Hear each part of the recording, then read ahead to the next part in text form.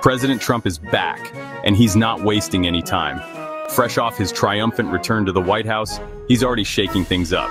This week, he unveiled 4 new executive orders. The announcement came at a retreat for Republican lawmakers. The location? Trump National Doral, Miami, of course. This is vintage Trump bold action, clear message, and a touch of grandeur.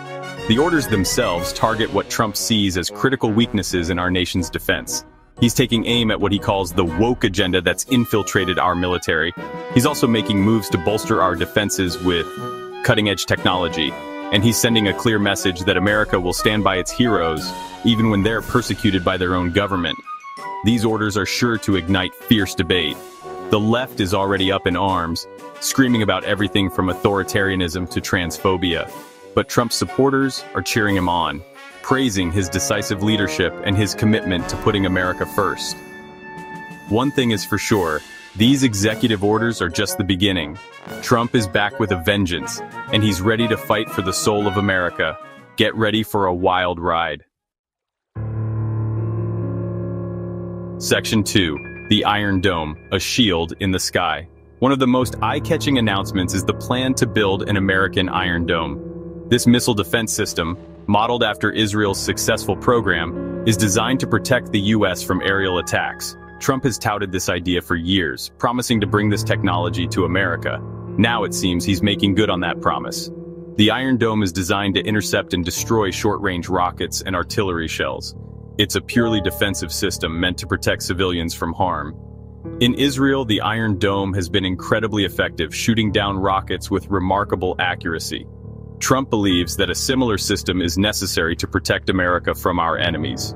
However, not everyone is convinced. Critics argue that the Iron Dome is not the right solution for America's defense needs. They point out that the U.S. faces different threats than Israel. Our adversaries have long-range missiles and sophisticated weapon systems that the Iron Dome simply can't handle.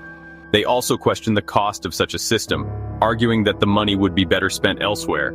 Despite these concerns, Trump seems determined to move forward with the Iron Dome. He argues that it's a necessary investment in America's security. Only time will tell if he's right. Section 3. Waging war on woke, DEI, and transgender ban. Trump's next target is what he calls the woke agenda that's infected our military. He's signed 2 executive orders aimed at purging this dangerous ideology from our armed forces. The first order targets diversity, equity, and inclusion programs. Trump has called these programs divisive and un-American. He believes they're based on a Marxist ideology that seeks to undermine our institutions. The second order takes aim at transgender individuals serving in the military. Trump has long opposed allowing transgender people to serve openly. He argues that it undermines military readiness and unit cohesion. This new order will likely ban transgender individuals from enlisting and could lead to the discharge of those currently serving. These orders are already generating controversy. Supporters argue that they're necessary to restore order and discipline to the military. They believe that the focus should be on combat effectiveness, not social engineering. Critics, on the other hand, denounce the orders as discriminatory and harmful. They argue that they'll weaken the military by alienating qualified individuals. The debate over these orders is likely to be fierce and protracted. It touches on deeply held beliefs about the role of the military and the nature of American society. One thing is for sure, Trump's war on wokeness is far from over. Section 4. Reinstatement and the shadow of mandates. Trump's final executive order is perhaps the most significant, at least for the thousands of service members it affects. This order calls for the reinstatement of all service members discharged for refusing the COVID-19 vaccine. These soldiers, sailors, airmen, and Marines were deemed unfit for duty because they dared to question the government's vaccine mandates. Trump has long denounced the vaccine mandates as an egregious overreach of government power.